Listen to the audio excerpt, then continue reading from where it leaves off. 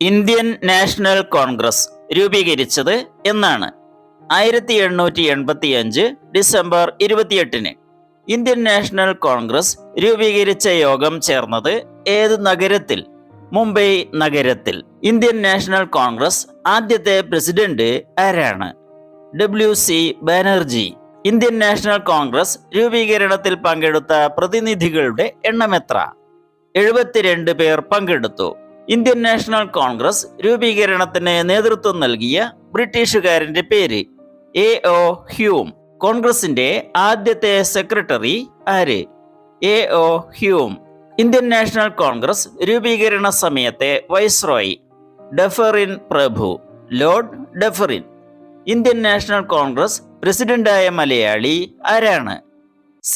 ശങ്കരൻ നായർ. 1897. ശങ്കരൻ നായർ പ്രസിഡന്റായ സമ്മേളനം നടന്നത് എവിടെയാണ്? അമരാവതി.